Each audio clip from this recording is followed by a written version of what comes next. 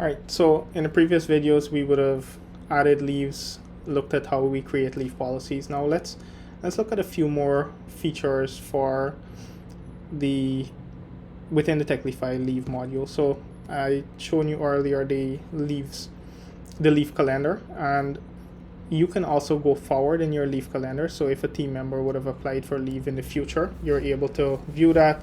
And again, let's see if we can filter. So we have Jenny and Joe. I can't remember which branch they were, but I'm gonna say one of them might be from S. No, actually, neither.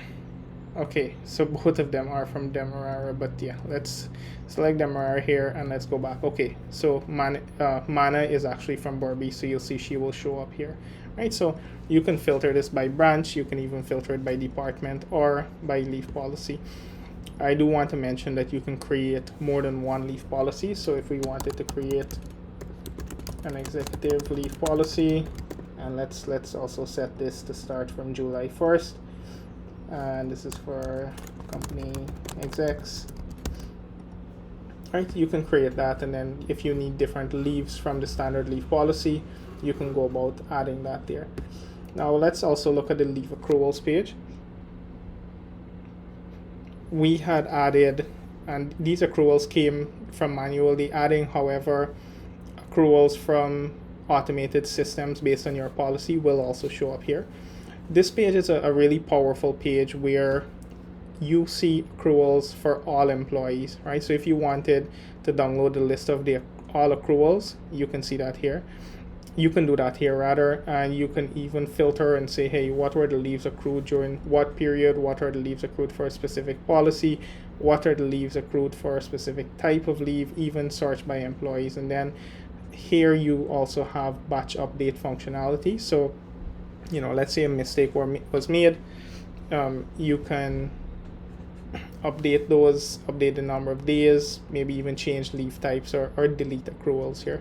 So this is a page that's very powerful that will allow you to update accruals across your organizations. Similar to the accruals page, there's a leave requests page, and this shows you all of your leave requests that came in, all of your leaves rather, that came in from employees across the organization. So when you set up your mobile app rather, and you have team members requesting leave from the mobile app, those requests will come here. They will be marked as pending review as a status, and if you view them, you will have the option to approve or reject or even resend it to the employee. The other cool thing is that, you will also see employees who have leaves within the same period. So let's just go back to leave requests here. Let's see.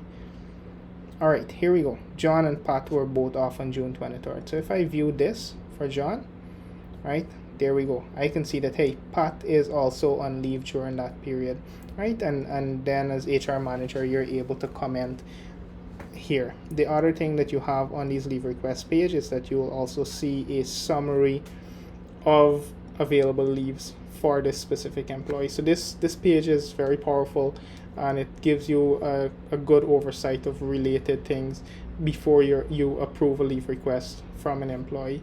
And again, the leave request page, you have all those standard filtering and searching functionality, and you can download all of your records to an Excel file if you need to send this off for any reason.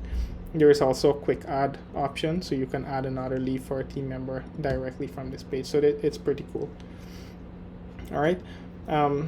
The other feature that we have here is a holidays feature, and what this does is that it allows you to define what are the holidays that you have within your organization. So let me go as an example and define May 26th, and this is Independence Day, right? And here is one of the cool things you can do. As we know, certain holidays in Guyana are paid at different rates than others, right? So on the employees form, if you remember that, and let me just go back to that quickly. Let's pull up somebody's form, their salary form, not the employees form rather. So here, you're able to set a holiday rate, right? So maybe you pay holidays at 2x. However, there are some holidays that are paid at 1.5x. if you set a rate here for this holiday, let's assume that Independence Day is one of those, that it's 1.5, and you hit save, if this team member, who was this? Yeah, if Jenny worked on Independence Day and we add a timesheet for her, even though her holiday rate is 2, the rate that you set on the holiday will take precedence, and her timesheet will be paid at 1.5x rate for this holiday. So that's one really cool thing there. The other thing that the system does for you is that, if you remember here earlier, Jenny had applied for leave on a Saturday, which is a non-working day for her, and you'll see that Techlify HR automatically detected that and set that to 0 hours. Let's also go ahead and say that, you know, Mana applied for this leave some time ago and she didn't realize that the 26th was a holiday, and she applied for paid vacation days on that day, right? So time with the family. Once that holiday is in the system, look at what happens here. Techlify HR automatically detects that that holiday is in the system and does not reduce Mana's vacation days here. And you'll see 0 hours is counted, and Techlify HR flags this as a holiday, and it shows you which holiday, so you know why this is set as 0 hours. So if I go to Mana's profile, you'll see again 2 days were used, but even if I go to history here, you'll see she actually has 3 applications, but only 2 are counted, simply because this one was on a holiday.